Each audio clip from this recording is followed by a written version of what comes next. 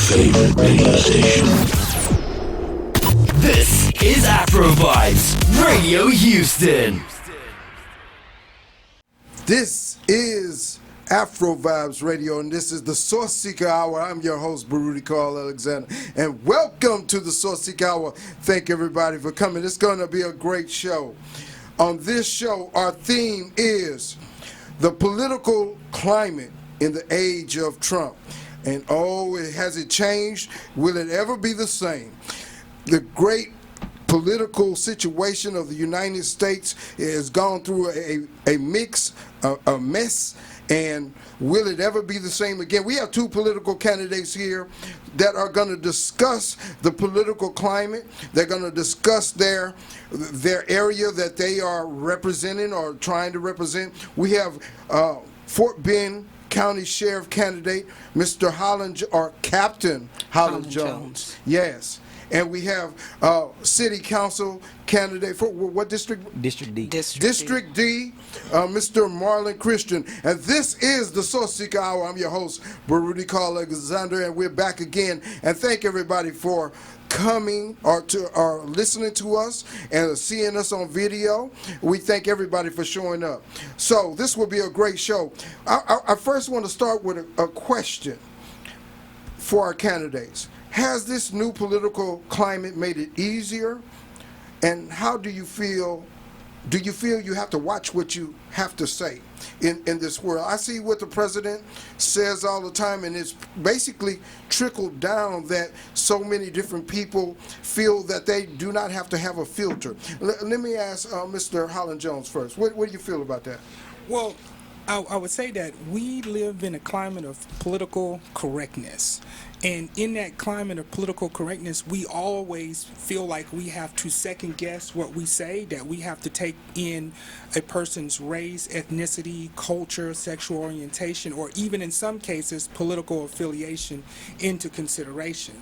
So I think in the last couple years, there's been a relaxation of those restrictions or those filters, and so people, in my opinion, they feel more comfortable saying things that are hateful or mean or insensitive. And if you understand what the United States stats are, in the last couple of years, we've seen a drastic, disproportionate increase in hate crimes and how people are attacked based on the different races, ethnicities, and cultures where you didn't have that before. So to answer your question, do I think that there's a relaxation in the filter of the political correctness? Yes, definitely so.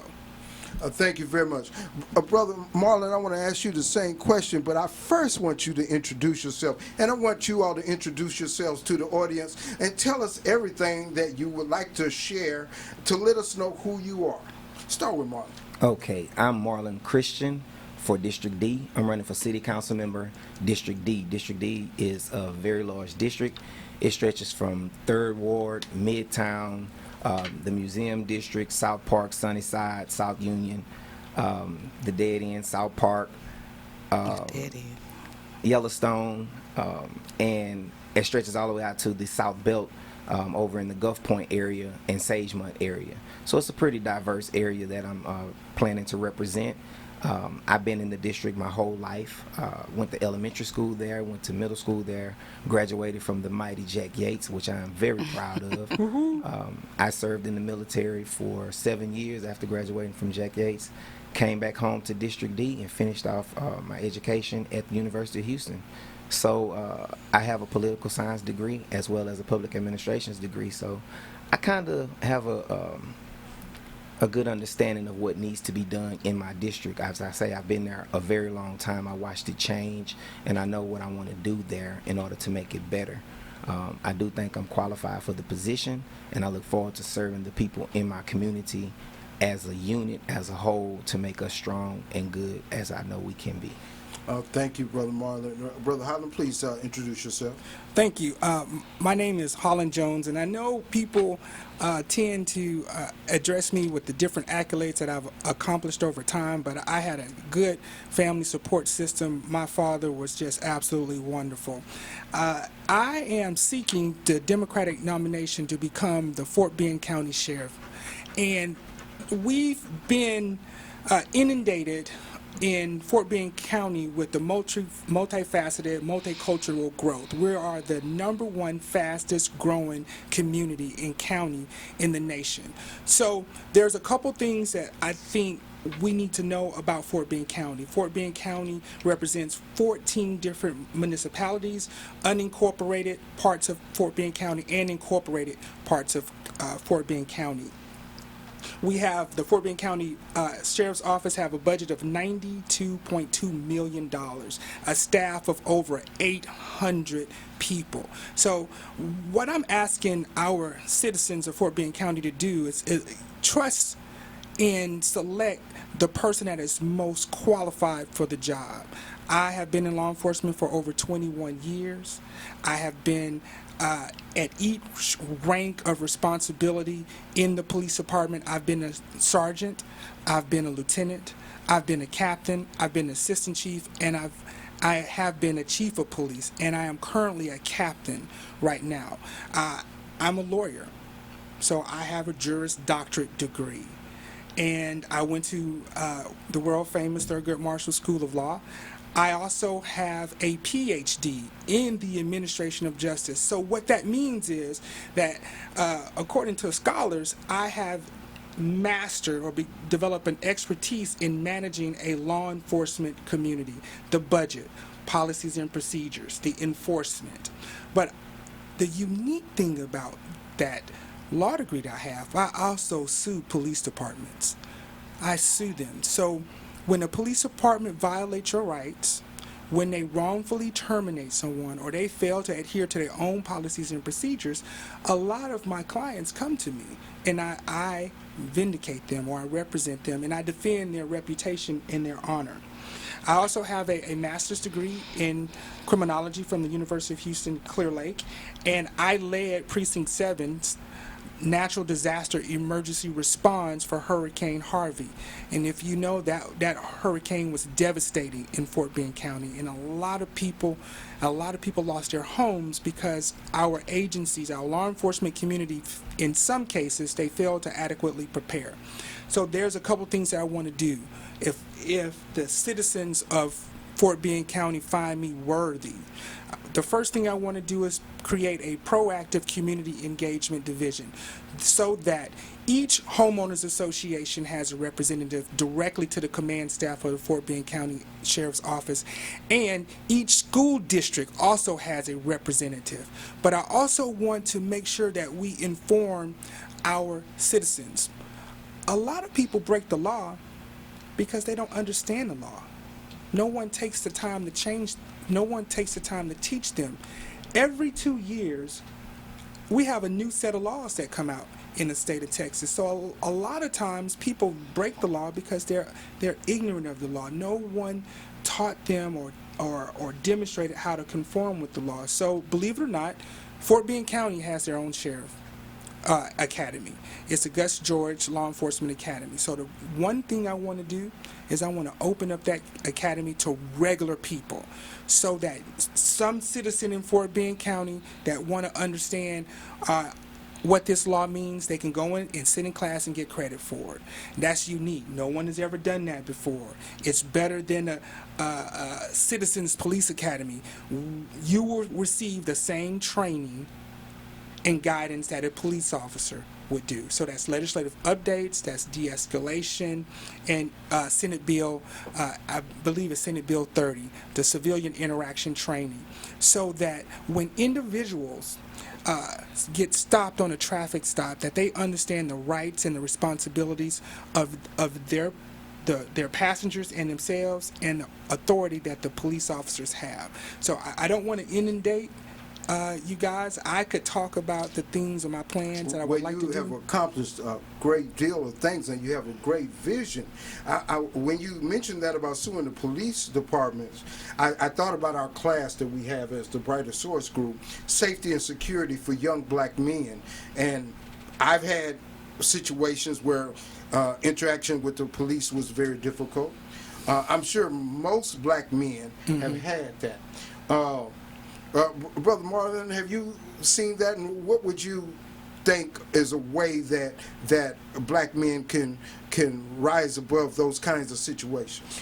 Well, yes, I've seen it happen, and I've also been a part of it before. It's not very comfortable. It's a very uncomfortable situation. But at the same time, you have to get home. So the What do you mean by that? Get home. Just be safe at home is what you're saying. no, meaning if you get stopped, you have to get home. So Be safe at home. Be Yeah. safe.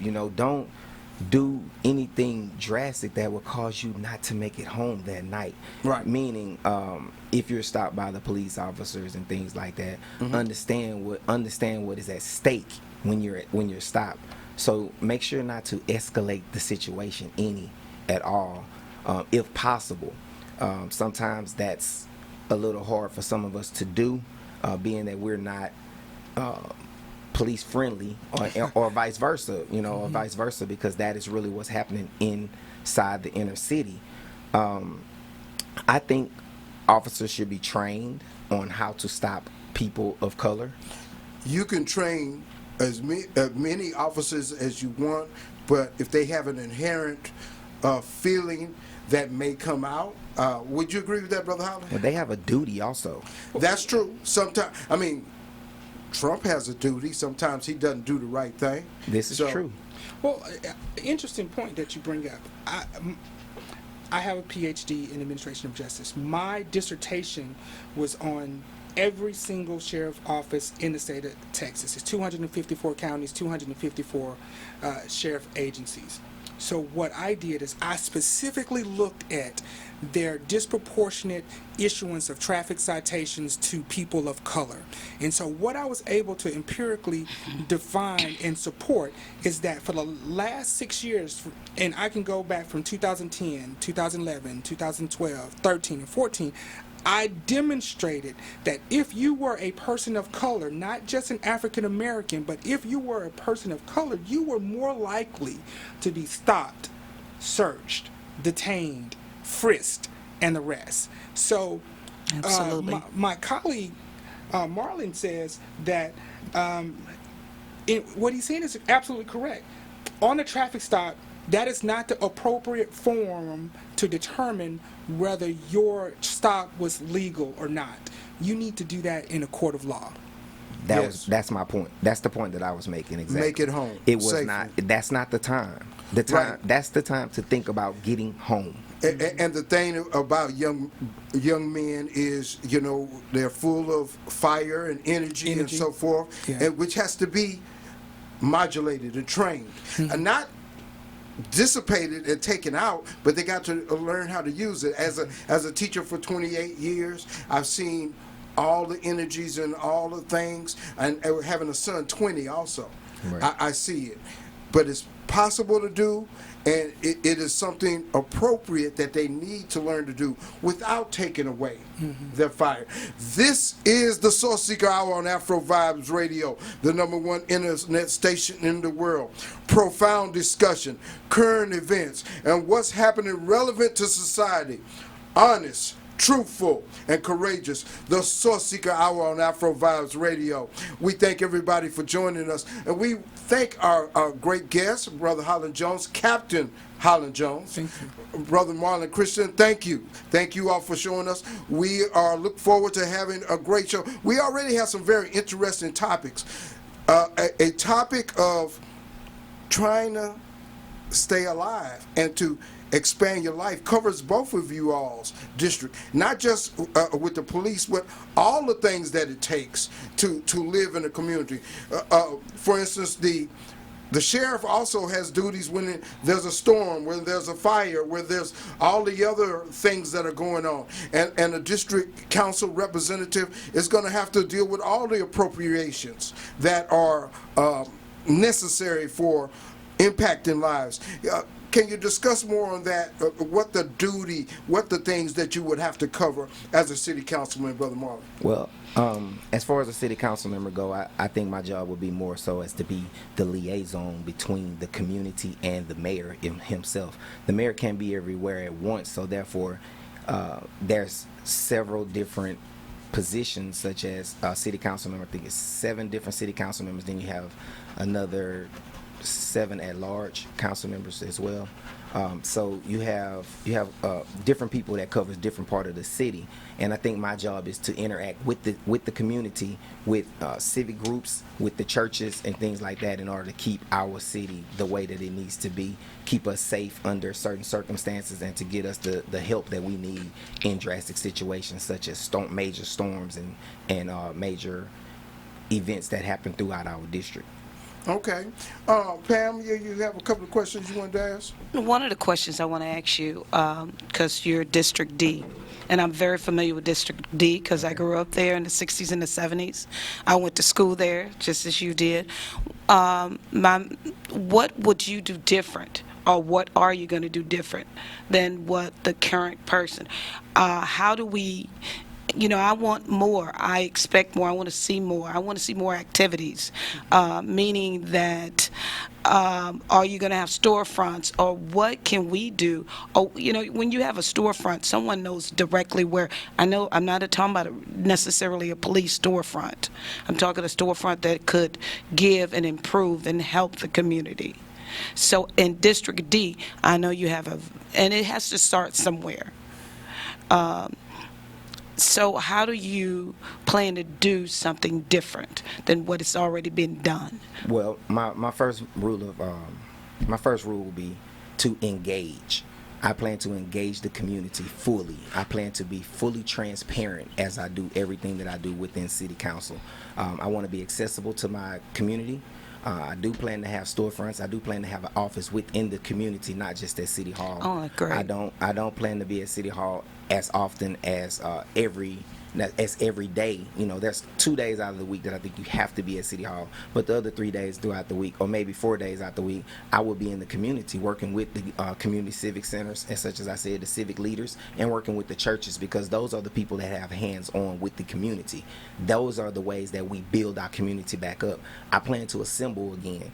I think that we got away from assembly because people just are not seeing the changes that need to be done after they do assemble. I don't just want to talk about it, but I definitely want to hear from my constituents. I want to hear from my neighbors, put it like that, not my constituents, but my neighbors, because they are my neighbors. I live there. So I want to engage with them to get their ideas on what do they see as being a good community, what do they see as being a happy community, what do they really want in order to make our community be whole.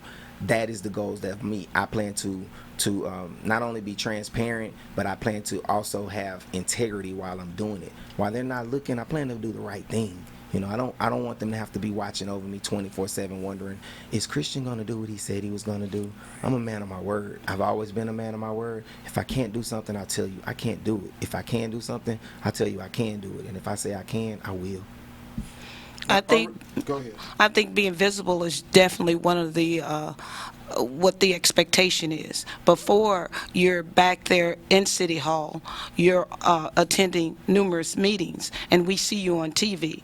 But it's another thing when you're there in the community. Correct. And they see you, or someone, or my mother or my sister communicated with you. That holds a powerful impact. Yes, ma'am. So, and they're connected to you. We definitely have to be more accessible than just when it's election time.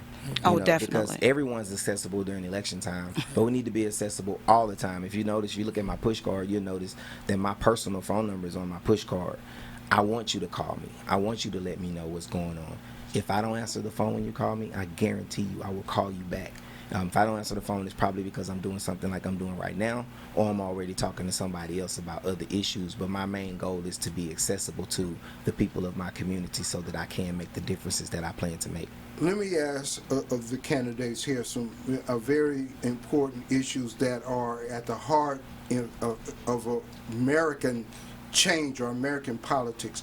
3 different things. First of all, what is your opinion, and how can gun control change? What can happen where we can save lives? And then, what is your opinion on health care?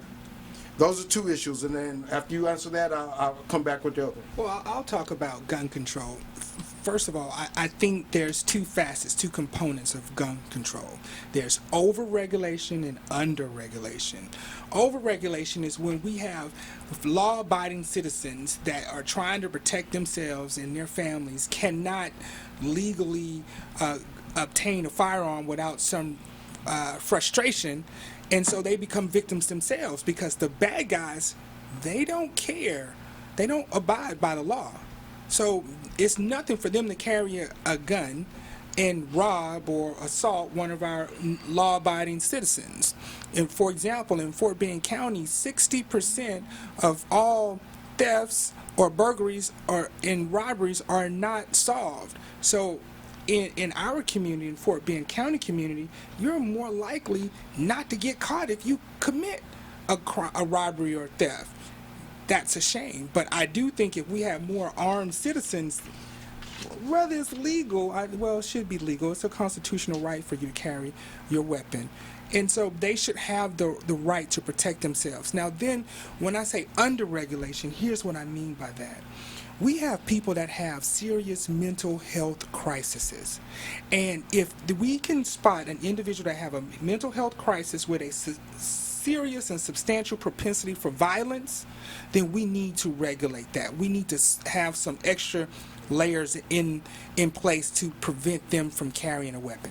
We're gonna take a break right now, real soon, but we're gonna come back and we're gonna circle the wagons on that particular issue. We're gonna start with Brother Marlon on that. But right now, before we break, I want to say, what does SourceSeeker mean? Why the name SourceSeeker? SourceSeeker seeks to connect with the divine spark within him or herself and seeks to shine that bright light from a lampstand and to use this bright light to brighten a better tomorrow. This show now operates as a collaboration of the Brighter Source Group, our group, me, Pam, and others. Our group is the Brighter Source Group, and we bring the SourceSeeker Hour to you. We will come back after a break. Thank you very much. Your favorite radio station. This is Afro Vibes Radio Houston. Back now with the SourceSeeker Hour, the number one internet station in the world, Afro Vibes Radio, and this is the SourceSeeker Hour, and I'm Baruti Carl Alexander with my co-host Pam Ballard Hicks. Pam, we had an interesting discussion on gun control. Would you carry on with that discussion? Well, my really concern with you mentioned, Captain Jones mentioned that citizens be allowed to carry weapons, and I'm okay with it to an extent. No, let's be honest. No, I'm not. I think that most police officers are trained. We're trained well. We know how to disassemble a gun, put it together, how to pass it, and even to the point that we know that what could happen just because our day-to-day activities and work, that we know that this can really just fall apart in just a matter of a second. So my concern is, you mentioned about citizens being armed. I think we have a lot of citizens armed, and if you kind of look at every night, even on the world news, and doing particular, and I'm going to go back a little bit and do a little history. During Obama's, you saw a gun sale every week, every day. I think that and from what I see is that we're seeing the effects of it, because I've never seen so many gun violence, and particularly in the white community. And I think it's just, I hate that Malcolm X says the chicken coming home to roost. You bring out these guns and the sale of guns every day, every week, as a threat that they're going to take our guns. No one has even advocated, I never heard you advocate that the taking of the guns, but I think it's probably too many guns out there. Mm-hmm. And really, that's the scary part, and that's when it starts involving the, road rage. Mm-hmm. Everybody's got a gun. And what I do, because I know I got a gun too, I just back away. Mm-hmm. I don't even engage, because I know that your life can be over in a second. Police officers are de-escalation experts, professional de-escalation experts. They're trained to take a chaotic situation and restore peace or balance. Right. Now, under the Second Amendment, we know that the right to bear arms should not be infringed. But what the Constitution also says is that we have the right as a society to to restrict the time and the manner and the type. So what I'm saying is that should people have the right to protect themselves? Yes. The Constitution also says well-regulated militia, and that is open to interpretation. It very much is so. Very much is so. So I just want to make sure that in my effort to keep my citizens safe, that I'm true to my oath. It's to Yes. defend and to support the state of Texas Constitution, the laws of the state of Texas, and the United States Constitution. Brother Marlon, I wanted to bring you in on that discussion, as well as if you'll jump to health care. Okay, excuse me. First, I want to address the gun issue. I understand you're an officer of the law and everything like that, but I'm ex-military. I'm trained with weapons as well. I can break a weapon down, just about any of them. I worked in the arms room. So just about any weapon you put in front of me, I can break down, tear it apart, and put it back together, and it be functioning in a matter of seconds. So I do know how to handle a weapon. I've handled a weapon, and I've taught my wife how to handle a weapon as well, because Excellent. I definitely want us to be protected Yes. like we should. I do think it is our First Amendment right. Second Amendment. I'm sorry, our Second Amendment right to bear arms. In my household, we do bear arms. The issue is in our community, there are more guns in the world than there are people now, and Yes. that is bad. That is bad, because as Captain Jones said, we need to have the proper regulations for these type of issues, such as gun control. The criminals don't abide by the regulations, though. That's the issue, and that's the real reason that I think that we should bear arms, because criminals overlook the regulations. They don't think about the regulations. I've been robbed before. It's not a good feeling. Right. So therefore, that's why I think that we should have the right to bear arms in order to do, what we need to do to go back to my first thing I said, get home at night. I agree we have the right to bear arms. The Second Amendment says that. But I do believe that AR-15 should be banned again.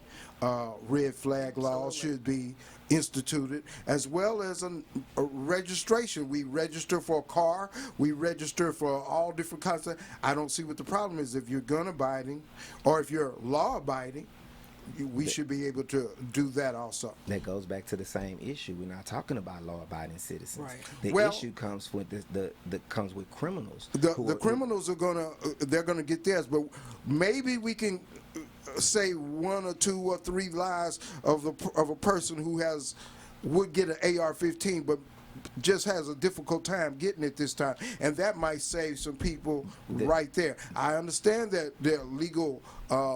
It's their legal right to have a gun, but we can institute some certain measures that are capable of saving some lives and still keep our laws intact. This is the SourceSeeker Hour on Afro Vibes Radio. I'm Baruti Carl Alexander, the host, and with my co-host Pam Ballard Hicks. Also, we talked about health care. What do you all feel on that? Well, I feel very strongly about health care. My daughter was stillborn, and she was born. She was not living, and they revived her. Sorry to hear that. She was 1 pound and 2 ounces, so she had 5 surgeries. She had her intestines were literally sitting outside of her body, and she had. They couldn't even open her eyes. They had to put the little covers because the oxygen would have destroyed them. So she had back surgery, lung surgery, intestinal surgery, and my boss, Constable May Walker, allowed me to be supportive with my daughter during that ordeal. I spent 6 months at Texas Children's Hospital, the best hospital in as far as I'm concerned in the nation, and the bill was $500,000. And I'm gonna say that again so everybody in the world can hear me. $500,000. And mind you, I'm a lawyer. I'm serving my community.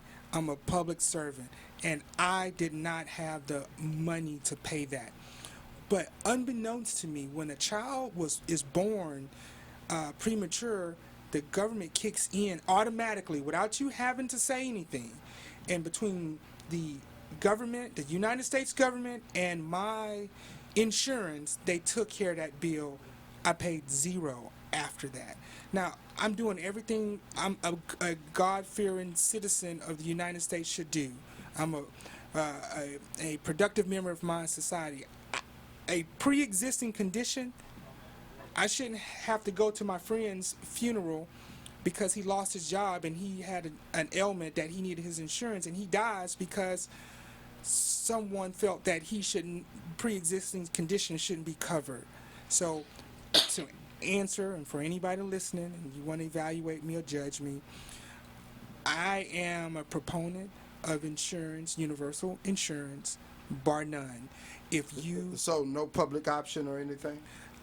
If you have the resources at your disposal to go public, use another form of insurance, by all means. But minimally, you should have the quality of life that God intended you to have. Brother Marlon? I wholeheartedly agree with you, Captain Jones. I am also a proponent of universal insurance. I think that we should have that. Other countries have that. We are the leading nation in the world. It's no reason that we should not be leading and taking care of our own. So that takes me to my other question. The Democratic candidates, some say universal health care, some say private option. You all have basically said it, universal health care. But Yes. that taking away private insurance is not a popular platform to go along with that. Now, I'm not an advocate of taking your ability to select the private insurance. What I'm saying is that we, as a society, as a God-fearing, society, should provide a minimal level of care for every single citizen of the United States. Okay, all right. I agree. Well, that sounds pretty good. So, who do y'all believe from the Democratic side is going to go against Trump? Well, here's what I would like to say publicly, is that the jury is still out. I'm not convinced or sold on any particular candidate, and as time moves further, the race is still a year or so out, so we still have time to... if you're going to be a conscious voter, don't just vote for someone because they're your relative, they're your friend. In each and every element of their platform, they should be the absolutely best and the brightest and the most qualified for the job. And I agree. I personally feel that. How many times have you heard someone say, I know I was the most qualified for the job, but they did not give it to me? Been there, done that. I don't understand why we think that's okay. And if we want people to do the job, we need to, bar none, select the absolute best and brightest and the most qualified for the job. That is a matter of a free opinion, though. So choosing who this person will say I'm the best, this person will say I'm the best, this other person will say I'm the best, and that's why we have an election. Right. That's why we have an election. Pam, you have anything you want to jump in on here? I got a couple of more things to go over. You have anything you want to go in on here?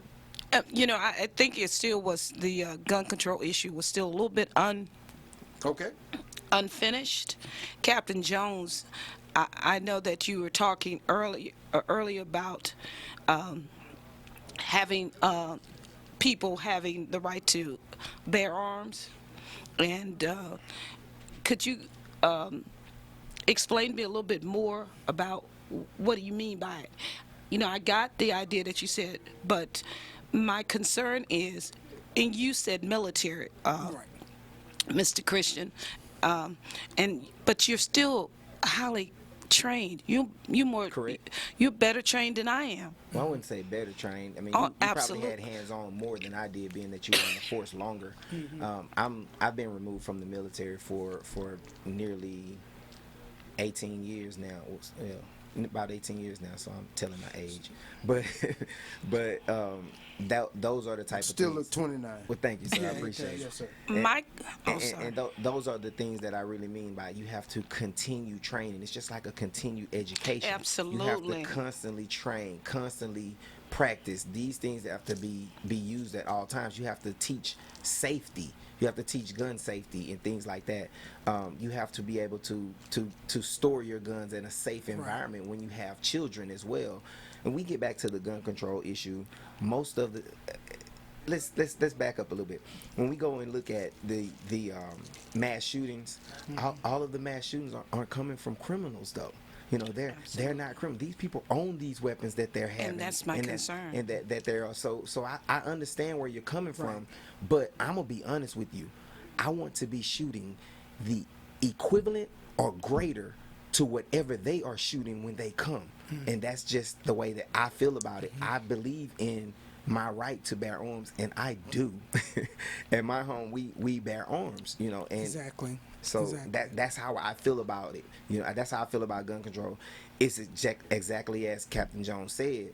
It can't be too much control, and it Right. can't be too little control. We have to find the happy medium, a balance. a balance, in order to make sure that we are safe as a whole. We are safe as a nation. See, we that can't- that point that you said, though, you said that those who are doing the mass shootings, if we were stereotyping, we would say young white men. Well, we're not stereotyping because that's what it is. Okay, that's true. Okay. And 90% of them got them legally. Just Yes. for the point of clarification, I believe the DC snipers were. Black, that's Okay, true. okay. We I can say just that. I wanted to make 98%. You know, we just need to recognize that You're right, sir. any regardless of race, creed, national orientation, people kill people with guns, and I think that's the sister's point of view. To answer your question directly, yes, we can have regulation. But what I'm saying is we shouldn't over-regulate. We should not regulate to the extent that our citizens in my county, 80% of robberies and aggravated assaults with a firearm are not solved. And my citizens in Fort Bend County, I want them to be able to protect themselves. And so I want, kind of like my colleague said, we need to have a balance. But I want to make sure that balance is sometimes on a case-by-case basis. Like when you said Absolutely. earlier with the police, you didn't take in consideration that law enforcement, military. Military. I was in the military, and I was in the Navy, and I was also an armorer. So even if I wouldn't have been a cop, I still have some familiarity, some training consistently with how to manipulate and train other people with a weapon. And I just, as an elected official, my job is to respect everybody's rights but protect my citizens. I just gotta go. I have never. I've shot a gun maybe one time in my life when I went to the range. So I'm the least amount of the expert right here. But I see these mass shooters. I mean, I'm just going to the store and somebody starts out with a mass shooting. I mean, we not hitting upon that now. That's why I think these things that people are talking about. We talking about get rid of the AR-15s, bring in red flag laws, registration. I don't see how that's disrupting people's constitutional right. Those things, because we have a constitutional right to live also. But people can also shoot up a store without an AR-15. They certainly can. They can come in with all type of different weapons. The thing of it is me and you. Let's be honest, especially you, because you're a darker skin color than I am. Okay. Especially you. You cannot walk anywhere. Are you saying you're prettier than me? No, sir. No, sir. Not by far. Okay. No, sir. All Not by right. far. I just But wanted- I I'm was just checking making. on I'm it. making a statement to be known that you can't walk anywhere with an AR-15. You cannot. That's true. You cannot. Well, let me say this: as a black man, and one that looks like me, there's a lot of things that I know I can't do. Right, That a young white man. But that the brings home my equivalent- point. That brings home my point. That's exactly what I mean. those same type of interactions that they would have with you walking down the street with an AR-15, they need to have that same type of interaction with a young white male walking down the street with an AR-15. But that's training. But that's also training. But I got to say, we still got to live in reality. We could talk about what we wish, what we want to have, but we got to talk about what's real also. What is real is young white men are shooting up places. Young black men are not given opportunities and being viewed as a threat when, you know, the opposite is mostly true. So, I mean, we got to talk real on that particular issue. That's why I still say those three things to take away, not take away, excuse me, let me rephrase. I don't want nobody to quote me wrong. Those three things can help some lives to live. I mean, if they don't have an AR-15 and they just have a handgun, they can't get a chance to shoot as many people. Is that true? No, sir, it's not. Why is it not true? Because, I mean, they have all different type of ways. They have. But if he just got a handgun, if he just have a handgun, what if he have two? What if he have two Well, I handguns? mean, each one of them. I mean, it's the same. Carl. He's shooting a lot of rounds at the same time with the AR-15. But if he have two 9mm that hold 18 rounds Hello. each, and that's what they Maximum come capacity with. clips. Maximum capacity, 18 rounds. Not to mention if he get an extended clip. I am not saying that all lives that have passed would be saved because we get rid of the AR-15s. It's nothing. The psychological and the sociological part and impact of America has a whole lot of things that are difficult and dark and ugly. So we're not going to save all the lives. But I'm just saying some things we need to put a dent in that. If he got two 9mm, he might have difficulty holding them, and somebody stays alive. And that's I'm just talking from that particular level. Well, So- let me just address that issue. Okay. And I just want to talk specifically on your presupposition that a regulation is going to directly relate to saving lives. To the best of my knowledge, and I read a lot and I study a lot, I don't have any factual or statistical data to support that. And when we get that data, when we can conduct a Well, I will peer-reviewed- say this: 1994, we did have a assault weapons ban. The statistics show that murders had gone down. Now, I'm not a statistic maven. I don't have that information in front of me, but I've heard that was the case. So if that happened during that time, there's a possibility that it can happen during this time. That's what I want. Listen, the way our system of government is set up is that before we infringe on anybody's rights, that we need to have a compelling governmental interest. And unless we can statistically, data-driven support the infringement of our citizens' rights, we need to take a second and think about it. And just like my colleague said, we need to have a balance. And so when you say 1994, that's too remote to be current under the current political climate. But go ahead. At this time, we've talked about gun control, we talked about health care, and we talked about the election. Those things impacting, because we want to finish up here in a second, those things impacting Fort Bend, District D, what are those things impacting? How are you going to address that for the last segment of our show? In Fort Bend County, if what I would like on the insurance, we are having a lot of teenage suicides. And sometimes the police officers or the care workers or the teachers are not trained to detect or identify and intervene when children or adolescents are demonstrating suicidal tendencies or suicidal ideations. And so what I plan to do is to ensure that every single gold badge, every single supervisor, from the sergeant to the lieutenant to the captain to the chief to the major, have a 40-hour mental health certification so that they become not experts, but they become just a little bit better So in identifying is that one it. of your number one issues that you want to bring to Fort Bend? And I want you to talk about Yes, your that number. is correct. Okay, Marlon? Well, my number one issue would be to bring safety back to our community. Our community has a lot of different things going on right now, and a lot of young kids are dying because of the gun violence. That's what we've been talking about pretty much the whole time. A lot of them are dying because of gun violence.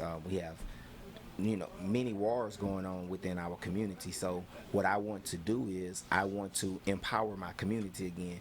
My whole platform is revolves around empowering my community. I want to make my community strong. Therefore, I have to engage them in order to have them to come together as a unit, as a whole, so that we can build strong communities again in order to reach these children that are having these major issues. They're taking a lot of programs out of the schools, so these kids don't have things to do, so they need different after school programs. They need young people that have seen a few things in order to show them, hey man, you're going the wrong way. Hey young lady, that's not the way this is supposed to be done. It's supposed to be done like this. We need mentorship. We need community involvement. We need to have. I want to create that neighborhood watch again. That worked when we were Absolutely. kids. That really worked. People don't think it worked, but that really worked because everyone was involved. We need to have policemen that police our community that look like you and look like me. We want we want to we want to add I agree. incentives. I want to add incentives to my community that allows policemen to have a better savings for them to live within our community, because the majority of the policemen that work for HPD does not live within our community. They live in one of the lands, the sugar land, the pearland, the woodland. That's not what we want. We want them right here amongst us so that they can understand us. They can understand how we act. They can understand how we look. They can understand what we do. Just because I have tattoos does not make me a thug. And that's what I want us to do. I want to work with them. I want to work with the policemen, but I don't think the policemen are the answer to all of our problems. Absolutely. I definitely believe we have to work with them, but I think the community is the answer to our problems, and that is my main goal is to do. We're going to finish part up of the- right. Go ahead. They're part of the puzzle Yes, ma'am. Yes, in ma'am. many pieces. They are. We're going to finish up here on Afro Vibes Radio, the number one internet station in the world. This is the SourceSeeker Hour. I'm Baruti Carl Alexander. Maybe we can get our gentleman back for part 2 of this conversation. Yes, ma'am. You gotta let him finish. You gotta let him close out. Uh, Captain Jones. Captain Jones, yes? What would you say? Well, thank you. I agree. Once again, I agree with Marlon. We just in case we actually went to high school together. We graduated from Jackie Yates, and it's really good to see. We both went to Sterling, so we're not We gonna hold noticed that- the Raiders. We're not we gonna hold noticed that- the Raiders. So Yeah, we had we're the not gonna hold that Lions and against the you. Raiders. Yeah, Okay. yeah. So I think that we cannot arrest ourselves out of a social problem. Okay. Can't. We just cannot do it, and we need to take those things in consideration. And I think Absolutely. if you are a member of our communities, just consider both of us, vet us, determine whether we are worthy of your vote, and if we are worthy of your vote, please vote for us. And if we are not, vote anyway. We hope to have a part 2 and have you gentlemen back, as well as maybe some other candidates, and we're going to further this conversation on Afro Vibes Radio, number one internet station in the world. Yes, ma'am. How do we get in contact with you? How do we, do if the we want to voters get vote, in contact how do with we, you? exactly. If I want to help, tell me, what do I need to do? Okay, my email address is Christian for District D. That's spelled out Christian, ChristianForDistrictD.com. That's my website, and it's the same as that. It's at Gmail, Christian for District D at Gmail. You can reach me at my website, or as you see on my push cards, my phone number is there. My phone number is 832-362-1420. That is my personal phone number. I'm open to listening to your problems. I'm open to listening to whatever you need in order to So make I can our call area. you and argue all day. All day. We're not going to argue, but I will listen. Are you on Instagram or Facebook? Yes, ma'am. I'm on Facebook. I have a Facebook page Okay. as well, Christian for District D, or you can also just look for Marlon Christian, as well as 2 Facebook Wonderful. pages. My Instagram is also Christian for District D. So those are the social media ways that you can. I'm meet gonna me. look you up. You should. And I ask that you check out my website. But also I want to add one thing before I go. I like my colleague said, and my brother, because we went to Jack Yates together, and we also played at the same high school frat together. So we are bonded, and this wasn't even intentional for us to be here tonight at the same time. It just happened, as we said, the stars lined up. But what I do want to say is, I ask that each and every person that's listening to this broadcast, take the time out to find out who you're voting for. Take the time to find out what you're voting for. Take the time out to see exactly what you need to see and make the best decision for you, which I think the best decision for you is Christian for District D. That's what I think, but I want you to check it out and see for yourself, because regardless if I get into the seat or not, you will see a whole lot of Marlon Christian, because I'm going to work with whoever that gets into the seat. I'm going to hold them accountable for the things that they bring forth and say that they're going to do, because I know if I get into the seat, I want to be held accountable, and I'm going to do the things that I said I was going to do. But you will see me out in the community working with whoever wins this race. I hopefully pray that it will be me, but if it don't, I'm going to work hard, just as hard as I will with me, with that person as well, so that we can further along our district, because I think better days are coming. Well, I hope and pray it's you too. All right. Once again, my name is Holland Jones. I'm running for Fort Bend County Sheriff, and my email address is contact@hollandjones4sheriff.com. I'm on Facebook, I'm on Twitter, I'm on Instagram, and my website is HollandJones4sheriff.com. And if you do decide to vet me and determine that I'm worthy of your vote, you will have a transparent leadership. I will be accountable, and I will develop trust in the community. And you will have competent leadership. Thank you. Thank you very much. This will be the end of our program. This is the SourceSeeker Hour on Afro Vibes Radio, the #1 internet station in the world. I'm your host, Baruti Carl Alexander, with my co-host, Pamela Ballard Hicks, and we thank you all for joining us today. If you want to hear more information, check out Brighter Light on Facebook, or just message me, Baruti Carl Alexander. We thank you very much. This is the SourceSeeker Hour. Thank you. Have a good day. Your favorite radio station. This is Afro Vibes Radio Houston.